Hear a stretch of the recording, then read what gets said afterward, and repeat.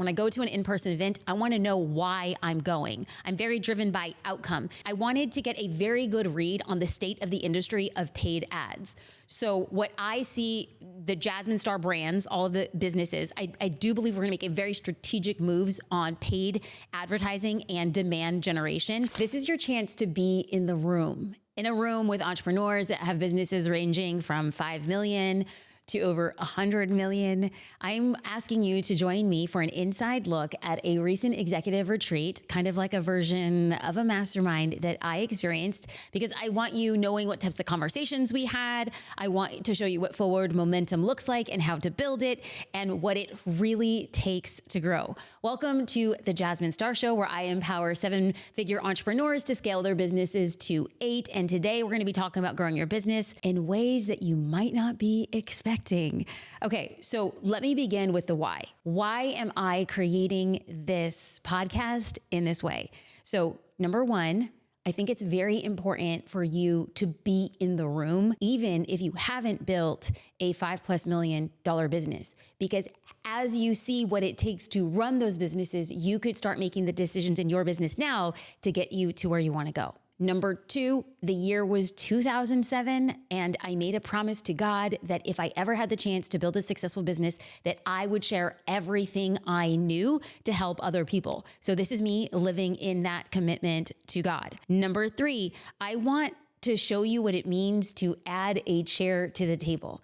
I'll get more into this in a second, but I have to tell you, when you go to these events, there are smaller tables, and sometimes people like to sit at the same table with the same people. And what does it take to have like a cojones, the chutzpah, the nerve, the drive to bring a chair from another table and add it to somebody else's?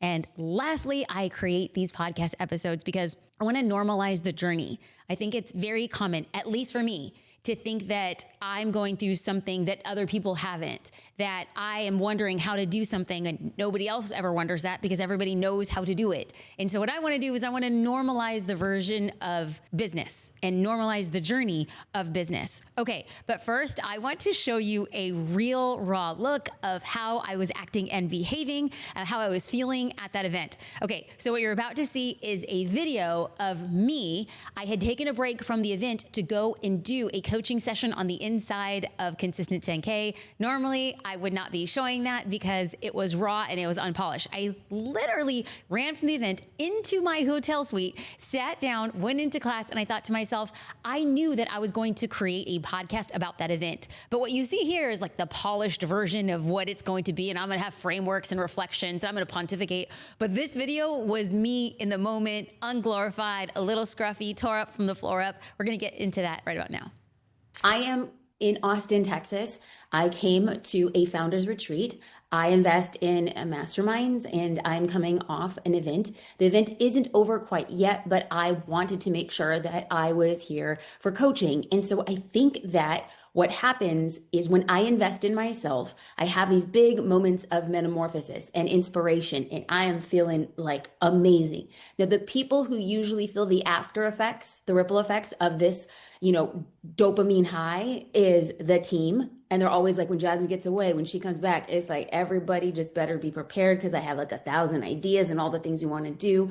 And then my husband is always just like, okay, this girl can't sleep at night because her brain is going. And so what y'all get is this unrefined, undistilled, pure 24 karat, I am on a business high. So if I come in a little bit sideways, prepare your hearts, because normally people on the podcast or social media get the, I've thought about it, I've processed it, I put a framework around it, I'm ready to teach it. I am none of those things today. So I don't know if you're ready for this version of me, but I am coming to serve, and I'm coming in real hot. So please understand, I feel so excited and lit up about you. And every time there was a question, every time there's something, I always thought of, how am I going to share this in the community? How am I going to share this in the community? So thank you for being here. And I'm going to say something that we just did as an exercise.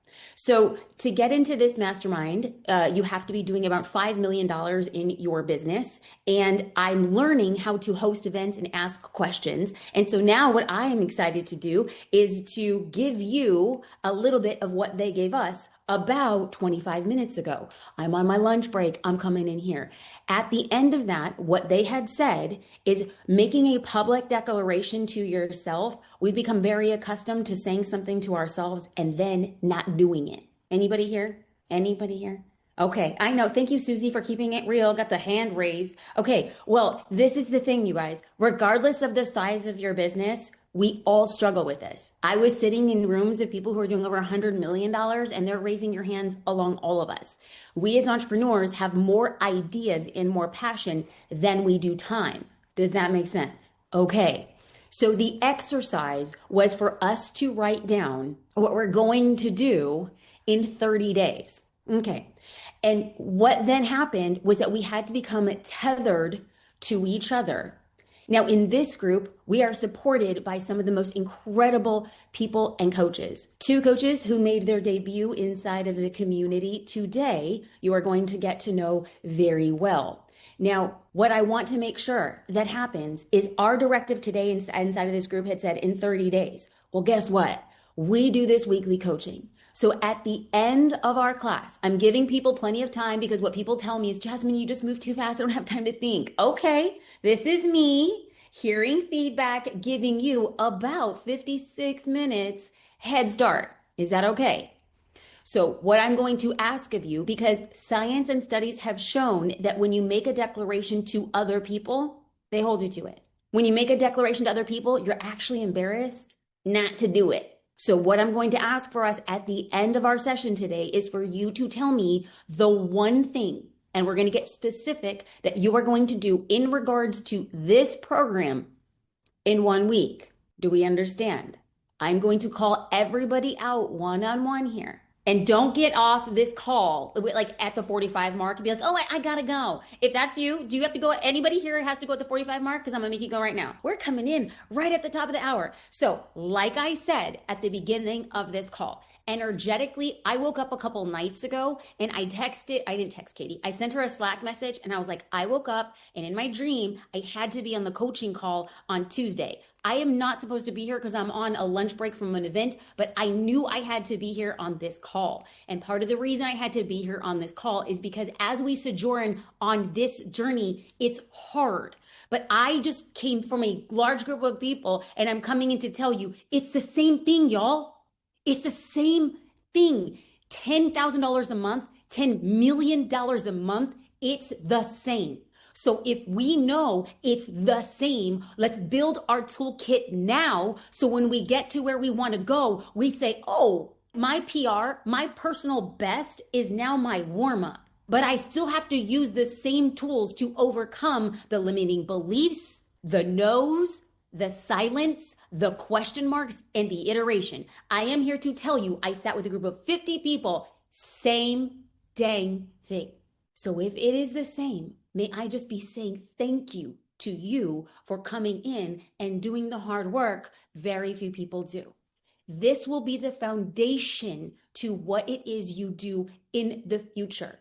If you think that this is your end all be all for business, this is a wake up. Your PR, your biggest lift right now is next year's warm up. If you don't stop. That's what we do every week. We show up. Thank you.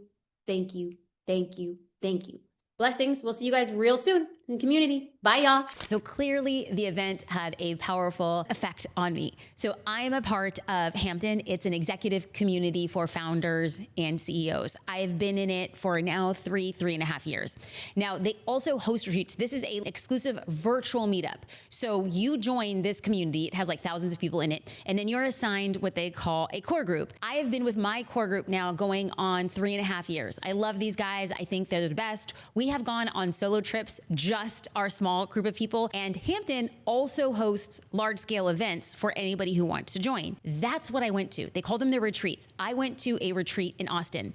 So I normally shy away from in real life events because I'm kind of awkward. Now, I'm just like a little bit awkward. I'm not like fully awkward, but I am just awkward enough that I can see myself outside of myself being awkward and being like, please stop talking. No, just back it up. No.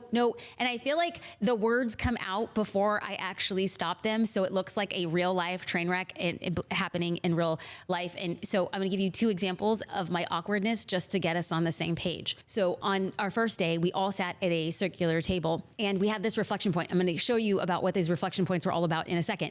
But this guy had said, yes, my wife and I worked together. We own 3 businesses and she does this in the business and I do this in the business. And then another guy at the table had said, oh, so how long has your wife worked for you? And he blinked a couple times. He says, oh no, my wife's a CEO. I work for her. And then I said, that's so funny. He just assumed that she worked for him. And I look around at the table and the guys are just sitting there and I'm like, oh God, did I say that out loud? Did I just say that out loud? I totally did say that out loud. And nobody else thought it was funny, but I was like, oh, look at this assumption that the CEO is always the guy. Yeah, nobody else laughed. And I was like, Jasmine, just stop. Another slightly awkward moment is I actually don't know how to approach groups of people. Normally what I would do, because this is just my default mechanism, is I'll bring out my phone and I'll create content. Number 1, it's because I'm uncomfortable. Number 2, it's because I'm literally insecure in social situations. And number 3, I was a professional photographer for 16 years and my camera was the thing that helped navigate me getting out of my shell. Like my camera was a passport. When you hold a camera, anybody opens a circle up to you because they just assume you're there to take your picture. And so what I normally do is I'll bring out my phone and start taking content. And I was like, don't do that, Jasmine. That is a default mechanism. Be a different person here. Step into your future version. This is all my internal narrative, which sounds great until I approach 2 people who are talking. And it was like, I was like an alien. Hello, can I join this conversation? Like that was my lead in. They're talking. I come up to them and they turn to me and I was like, hello, kind human, can we have a conversation? They looked at me, they were very nice about it, but it was awkward. And so that is why I shy away from in real life events. I'm much better by myself in front of a camera that I can delete all the awkward parts out later. Okay, so I went because I really had 2 clear objectives. When I go to an in-person event, I want to know why I'm going. I'm very driven by outcome. And so I had 2 clear objectives. Number 1, I wanted to get a very good read on the state of the industry of paid ads. So what I see, the Jasmine Star brands, all of the businesses, I do believe we're gonna make a very strategic moves on paid advertising and demand generation. And I wanted to know, what are people seeing and what are the patterns? These are people who are doing, a lot of them are spending over $1 million a month on ads. So when you're doing that type of volume on ads, you have very different data, insights, the type of testing that they're doing. And so I went in and I said, I wanna know the state of the industry for ads and how it applies to my business. There's a lot of agency owners who were there as well. So I wanted to ask, they represent a lot of different businesses. They have very keen insights. Now, the second main reason I wanted to go to this in real life event was I wanted to hire a consultant for our COO. And so I believe our COO has so much capacity. I think she is a scalpel. She is the best thing to ever happen to my business. She is a person who can deal it to me straight. She knows my idiosyncrasies. She knows my weaknesses. She knows my strengths. And at the end of the day, she fully trusts the direction that I'm taking the business. Even if in that moment she doesn't quite agree, she trusts it. And so I know that I want to go deep in that relationship, but I also know that what we're planning on doing in 2026 is scaling a lot of the arms of the business in very big ways. And she came to me and said, listen, I want to get so much better at financial forecasting. I want to get so much better at comp plans. And I want to know how to better systematize as we expand the holding company. Okay, number 1, all great questions. And I was like, that's way out of my pay grade. I don't know how to do that. So I know that by going to events like this with businesses who have much larger organizations and even consultants who attend on their own business side, I went in with the intention, I'm like, I'm going to just start asking questions. I'm going to see, number one, if there's somebody there. And number two, if somebody there knows somebody who might be a really great fit for our COO. So those are my intentions. So now let's turn this back to you. When you are going to an in real life event, it could be at your local chamber of commerce. It could be at a small conference or a big national, big organization or conference. What are your objectives? If you have a goal, you're much better at hitting it than not going with anything at all. Now, what do I do to prepare to go these types of events? Now, I am telling you that I feel really like silly telling you this type of information, but people have responded and sent me DMs and they're like, we like hearing about your events, but like, what's the nitty gritty of you going to the event? I have never thought that was interesting, but this is just going to be a little bit of a test. If you like this type of insider look on how I prepare to go to these events and how I establish objectives, let me know and I can add them to future episodes. So DM me at Jasmine Star on Instagram. That's my primary form of contact. We can connect there. Okay, so how do I prepare to go to these types of events? Well, my executive assistant will book airfare, hotel, and a rental car. I do about 99% of my traveling with JD and Luna. So she knows by now that with the rental car, we have to get a booster seat with that. Then she added all of the details to my calendar, being sure that she added them to the time zone that I was in. Second thing that my executive assistant did was she got the event itinerary and then she added every single event from the itinerary to my calendar. So I was getting calendar notifications of where I needed to be on property when. So she added all the times, the locations, and she also added the attire. So at this particular itinerary, they told you what to wear. It's like, we're in the morning, it's casual athleisure. At lunch, wear something comfortable with closed-toed shoes. At dinner, it's gonna be a little dressy. And so she added all of those details to my calendar. Then, based on all of the attire, I packed my own bags, but because I only travel with a carry-on, I got all of my outfits and I placed a Post-it note on each of them.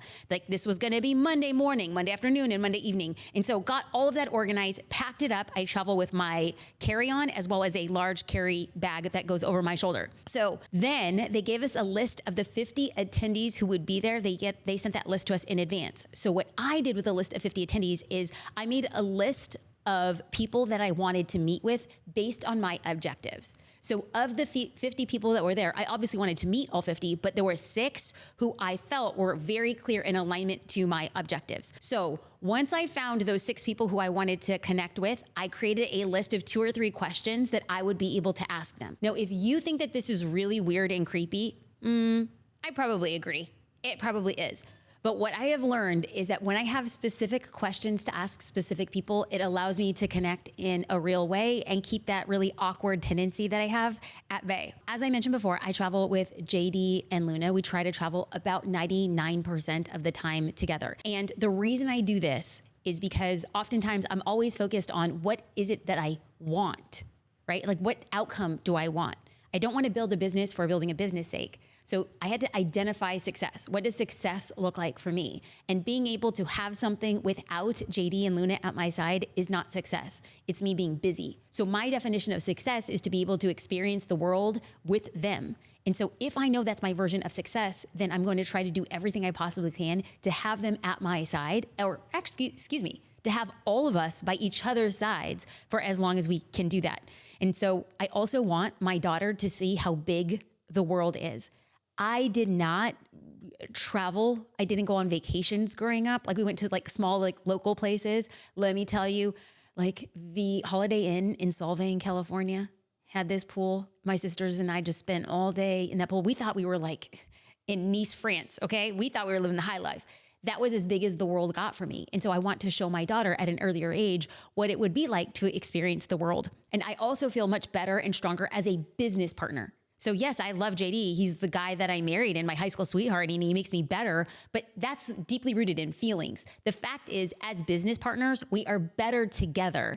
And so people always ask, well, what's happening with your daughter in school? And so when it comes to plans like this, I'm part of a homeschool co-op. So we are homeschooling Luna, but she goes to this co-op for a few hours Monday through Thursday. But the good thing about this like really crunchy granola, like peace, love type school is they don't believe in homeschooling. They believe in world schooling. So as long as you want to take your child around the world, they think that's the best schooling there is. And I was like, sign me up. I love that branding. We believe in world schooling. Yes, you do. Okay, so let's go back to the trip. We arrive in Austin and we're staying at the Commodore Hotel, and we arrived and then we went to Austin Library. It's one of the coolest libraries we've ever experienced. There's like an entire 2 floors dedicated to kids. So we crafted with Luna, we read books to her. And to me, that was my version of success. Before I am away from them for large parts of the days at this conference, I'm going to be deeply rooted in creating these types of experience. So we went and had, smoothie bowls, and we just walked around Austin and experienced what it was like to travel and talk about our dreams. The event began on Sunday afternoon. So Sunday morning, we did brunch, we hung out, we worked out, and I thought I was going to this event for business growth, as one might think for an executive business program. No, I was wrong. What I learned was that this event, and I did not learn this until I was there, was 100% mindset and personal development, which I can only say this in retrospect was exactly the thing I needed. Unexpected, but needed. So just imagine this. It's Sunday afternoon. There's pre-assigned seats. So your name is assigned to a table. It's a circular table like this. There's about anywhere from like 6 to 7 people seated at a table.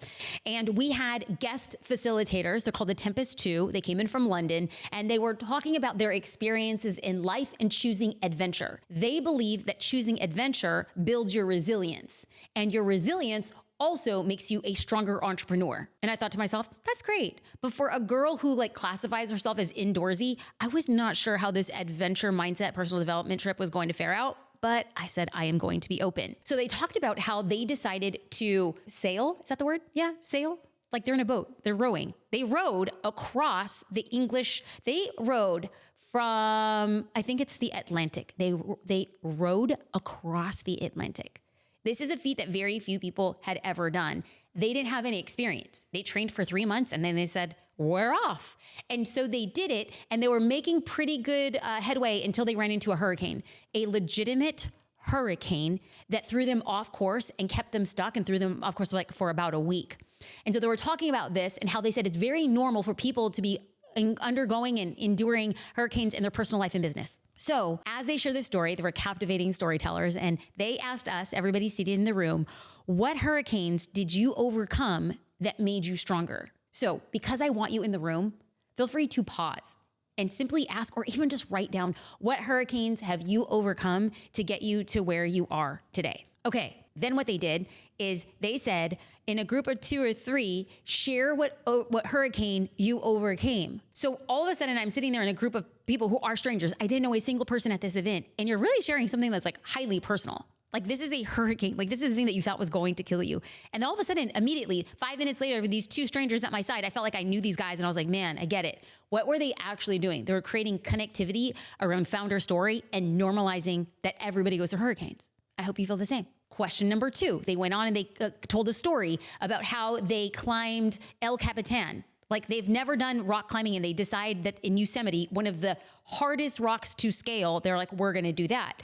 And so they talked about the minute they got to the top, they could look down and say what used to scare them didn't scare them anymore. Then they turned to the group and they said, what is something that used to scare you that is now normal? What is something that used to scare you? And so then they had people get up and move in the table, and you had to sit with another new group of 2 or 3 people. And I will tell you, the thing that used to scare me, and what I've spent a lot of time talking about here on this podcast, is pivoting. Every time I'd pivot, I used to think this is the end. I'm not sure it will work. And now I look at pivots as just an opportunity. I look at the more often I pivot, the bigger the opportunities have become. So do I have the courage to do something that I didn't have to do then? And I also, I forgot to mention that the hurricane, the thing I listed, was starting a tech company. I literally was like, there's just no way I can ever do this and ever do it successfully. And now when I look back at it, I'm like, oh my gosh, I can now look at tech companies with a deeper understanding. And if I had to ever do it again, I would do it better, and I would do it faster, and I would find more joy in the process. Now, I want to pause and have you have an opportunity to answer what used to scare you that doesn't scare you anymore. Then they broke us into the last question, and they were talking about the reason why we choose challenges as entrepreneurs. As they said that they believe that entrepreneurs are adventurers, because an adventurer goes on something they've never done before that scares them, and at the end of it, they end up wiser and better for it. Hello? That is entrepreneurship, if I've ever heard it. So they said, what is your purpose for choosing the harder path? What is your purpose for choosing adventure, AKA entrepreneurship? And so then they paused and they have music going and you're very in your feels and you're talking about your reason why. And so right now, because I want you in the room with us, I want you to pause this and simply write down 1 or 10 sentences of why are you choosing the harder path? Because if you don't know why you're choosing the harder path, resentment bubbles up because you feel lost and you feel like you're not getting the thing that you want. When you're driven by results, that's okay. But when you're driven by the why, you continue to push on until you get the results in a higher vibration, in a more joyful state, and with a lot more intentionality. Okay, so the goal here is to act like you're in the room until you are in the room. If you want to be in these rooms of founders of 5 million plus over 100 million, then why don't we just start acting like it right now? Okay, so then I changed my clothes for dinner. And as a side note, people are like, well, give us the insider look. I don't drink too much in general. Like I like a Friday cocktail, a glass of wine or something like that. But at these events, I don't do any drinking. Why? Number 1, I want a very clear mind. I think that these people, it's like, it's as if I was playing tennis and all of a sudden I had this opportunity to do a warm up with Venus and Serena. Like, do you think I'm going to be like, hold on, let me sip on some champagne before I go out on the court? Of course not. Like, I'm going out with these entrepreneurs who are like gangsters. I want to be the best I could possibly be. And alcohol is never your friend in those situations. Even if you are, very nervous, alcohol makes me even more awkward. Y'all already know, like, your girl's awkward. I don't need any help on the awkwardness scale. So what I'll do is I will immediately go to the bar line because I don't know how to approach people. But when you're stuck in a line for the bar or the bathroom, it's a great opportunity to find people to talk to. So when I get to the front of the line, I order sparkling water with a wedge of lime so that I walk around with what looks like it could be a drink. Because the thing I've learned is when you walk around with a bottle of water and everybody else is drinking, people always ask, well, why aren't you drinking? And number 1, I know who I am. I don't care what people think, but I don't like to make people uncomfortable. So I walk around with my sparkling water and my lime and I do my dang thing because I'm always on the lookout for Venus and Serena. Okay. So at this point in time, I walk away from the bar. I have my drink. I am no longer in line and I kind of sort of panic. I don't know where to go. And then across the way, just a tiny bit, did I also mention that in April of 2025, I had LASIK surgery? I have like bionic eyes, okay? I saw this guy's name tag from like 20 feet away. I was like, LASIK coming in hot. On his name tag, I remember he's one of the 6 people I wanted to reach out to. All of a sudden, I took a deep breath and I'm like, okay, I'm going to him. I went to him and I was like, hey, and then I said, I'm so sorry to interrupt, but your name is blank. And he said, yes. And I said, I know about your business, which I then repeated his business. And he's like, oh, hey, thanks. What did we just do there? We softened the relationship and expectation. I gave him a compliment. I knew what his business did. And then I asked him a question about his business as it pertained to something I want or needed. That was so incredible because the other 2 guys that he was standing with, then we all kind of, had a conversation and then the 4 of us conversed until dinner actually happened. So for all my awkward friends out there, you're welcome. Okay, so here's the takeaway. I had pre-planned the person I wanted to speak to. I had done due diligence and research on his business. I asked him a question about the business, but a real question that was pertaining to the thing that I needed and found helpful in my business. Okay, so the next day, at 6 a.m., there is a group workout. At 7 a.m., there's holotropic breath work. If you don't know what that is, neither did I. So I have done breath work before, but holotropic is a very specific type of breath work, and I'm gonna model it for you right now. So if you're listening, it's 2 quick breaths in and 2 quick breaths out, and you are doing it through your mouth the entirety of the time. I think I just spit on my mic, but listen, I'm taking you into the moment. And while you think that sounds or looks ridiculous, it probably does, but it results in you feeling like you are high, like you're on some drug.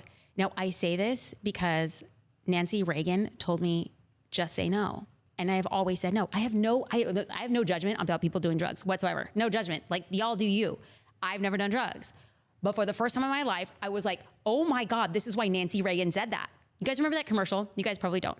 It's like this black skillet and it's like, it's hot, it's piping, there's like a little bit of butter and it says, this is your brain. And then you crack like 2 eggs. This is your brain on drugs. It's like frying eggs.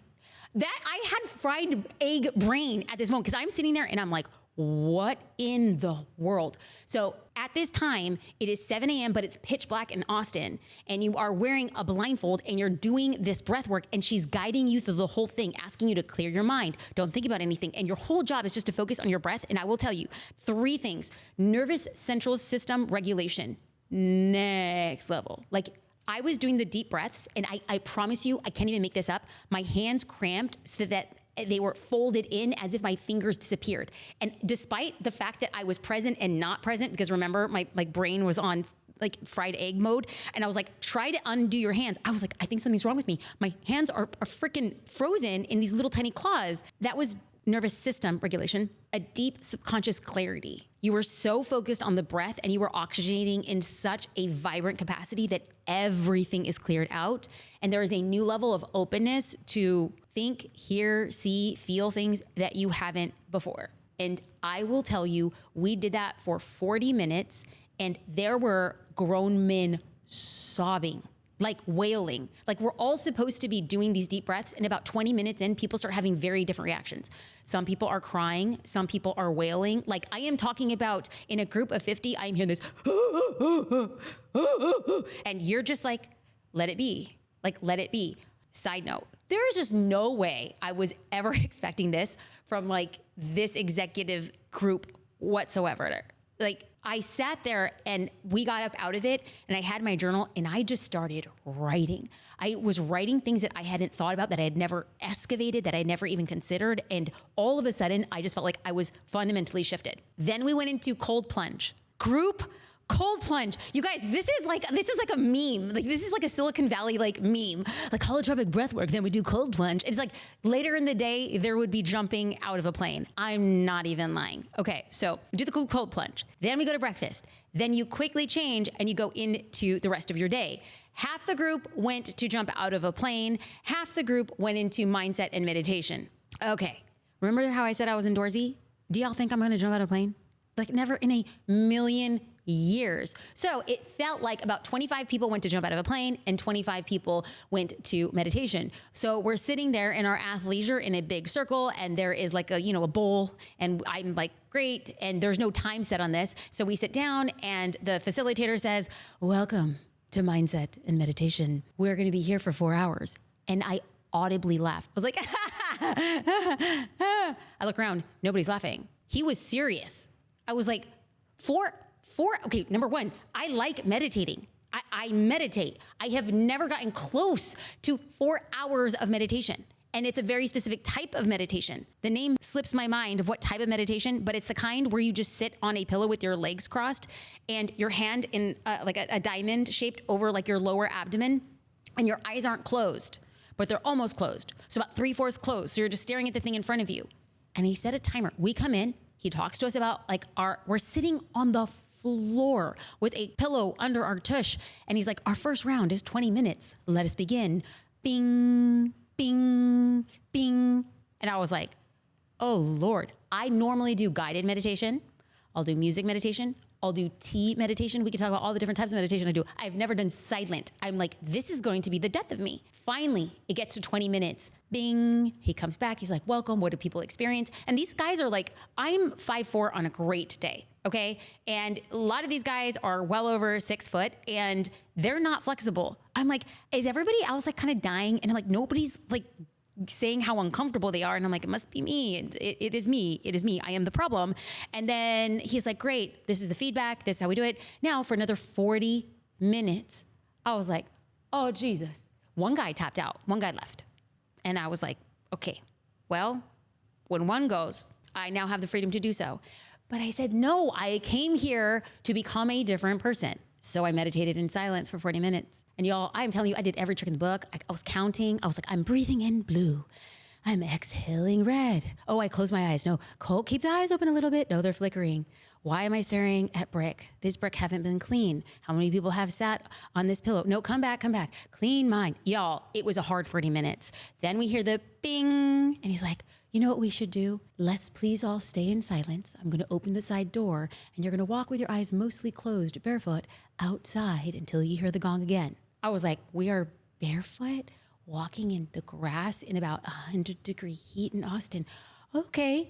Now, if y'all remember, back at the end of 2024, I did a barefoot walk with a cowboy in New Mexico. That was part of the Modern Elder Academy. I was part of Gary Vaynerchuk's mastermind called Five, and a cowboy called to me in the distance as we're doing this morning hike, and he says, Jasmine, take off your shoes. And everybody thought he was joking, and I took him seriously.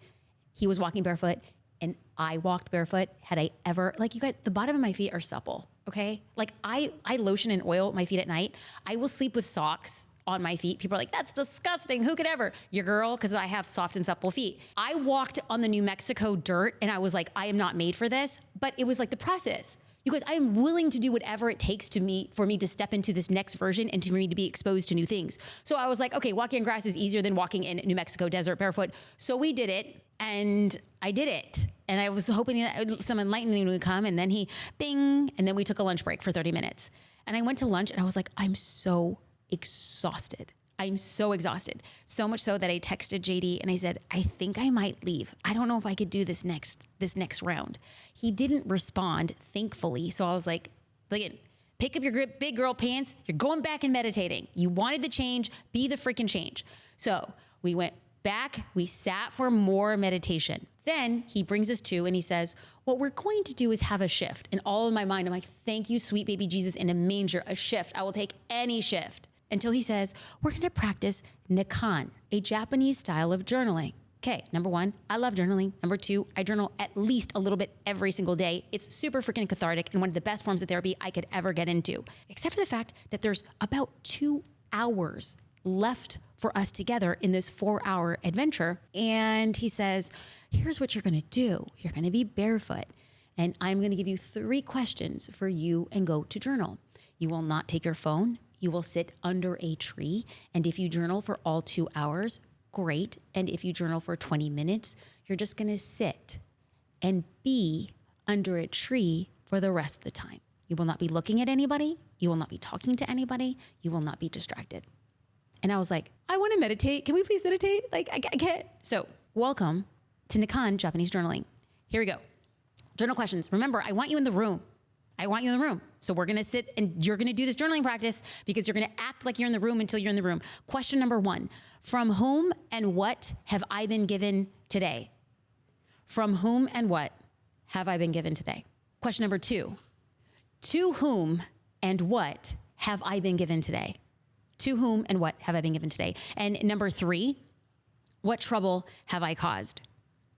And so I will tell you that I walked out and I started journaling. And normally I have a pretty strong gratitude practice. I'm very thankful for a lot of things in my life, but they're very broad. When it forced us to say from whom and what have I been given today, whoa, it got like super granular because I was very specific around what JD had gave me that day, that Monday. I was very specific around what Luna gave me that day. And then all of a sudden I was very specific around the cleaning lady, like what she gave and what the chef had given me and what the event organizer had given me and what the gentleman from Valet had given me and what the team had given me and what the comments on DMs on Instagram had given me. I mean, I was just started listening to all the things of people pouring into me. And then what I noticed was like, to whom and what have I given? I realized that that was a smaller list. I got really insecure about that because I was like, wow, cake eater, you seem to be getting a lot from other people and you're not giving as much. I really got in my head. And then the third question was, what trouble have I caused? And I'm going to tell you, I did it wrong. Or maybe I did it as I was supposed to. When I heard this question, what trouble have I caused? I actually told myself, oh, this one's gonna be fun because I am a self-identified troublemaker. I love actually going in and doing things differently and shaking things up and causing a little bit of ruckus to be like, it doesn't have to be always the same way. I like doing things my own way. And so I sat down and I started listing like the trouble that I had caused in different industries, in different rooms, asking questions, saying things that probably other people wouldn't say. Troublemaker in that cause. And then it hit me, what trouble have I caused? And I kind of struggled with what trouble I'd caused other people until I started realizing that what came to me so naturally was, oh, I wasn't even going to go there. I wasn't even going to read it, but why not? I mean, I write my podcast episodes in my journal anyway. Okay. Trouble when I work too much and I don't unplug. Trouble when I pull away from friendships that get too heavy. Trouble for white knuckling. Trouble for being stubborn and scared to stop. Trouble for keeping people around too long. Trouble for talking too much. Trouble for not asking for help. Trouble for wanting my way or no way. Trouble for not stopping, for rushing, for bulldozing. I wrote a few other things, but what it all came back down to was, this is the trouble I've caused myself. It was so eye-opening that the greatest amount of trouble I have caused for anybody has been for me. When we came back into the room we had this opportunity. Everybody had to go around and share their biggest takeaways from each of the sections. And what I really discovered was that, number one, the entrepreneurs in the room, very successful people, were loved and supported in unexpected ways. And not necessarily from family, but they were loved and supported in inordinate ways because they were doing very big things and it required that level of support. Number two, entrepreneurs have a tendency to get more than they give. I wasn't the only person in the room that was just like, oh my God, this was a wake-up call. And then number three, there was half of the entrepreneurs said that they couldn't identify any trouble they had caused. They're like, I don't know, I didn't cause any trouble. And then the facilitator had said, that's very common for entrepreneurs. We walk around and we think, I'm never the troublemaker. I'm the idea maker. The trouble is you not being able to understand. Now, for other people, they had caused trouble in different ways. But for me, it was very clear. This was the trouble that I had caused myself. So the event, as it draws to a close, I hear from my mentor and she texts me and she says, have you found the event worth your time? Because it's not just the amount of money I pay to go to the event. My time is 10x the amount of valuable than the amount that I spent to go to the event. And I said, it wasn't what I expected. It was what I needed and it was powerful. And regardless of the business size, I realized that I need to build these tools so as I scale, I won't have built a $100 million business, having done it the hard way, white knuckling, fighting my way, not expressing appreciation. And so I believe that sometimes we can be our own worst enemy. I believe that we can also build the tools now to overcome what could be our greatest limiting beliefs. And so then after the meditation and everybody came back from skydiving, there was 2 hours to network. And I'm going to tell you, I was like, I need a break. This has just been too much at one with myself. Like I can't, so I couldn't make small talk. I went back to the room and I went to the pool with JD and Luna, just hung out, enjoyed the sun, and I decompressed. I think I've probably said it before on the show. I am a very big introvert. So being around people is a lot of energy, and just being able to be quiet in the pool with my daughter, who's not so quiet, was great. My daughter loves to talk. Oh my God, she's the complete opposite. This girl can talk about talking, and I just sit there and I just soak it all in because it doesn't require anything from me. And I just think she has this huge imagination. And she met these girls in the pool, and literally she's so dramatic. I have no idea who she gets it from. And she looks to me and she looks back at them and she's, bye ladies, girlfriends. You're the best girlfriends I've ever met at a pool. And then we walk out and I was like, bro, how? It was like, JD, you made her this dramatic. Anyway, then we went to dinner, and after dinner there was a party, and I didn't go to the party. I felt like I had accomplished my objectives.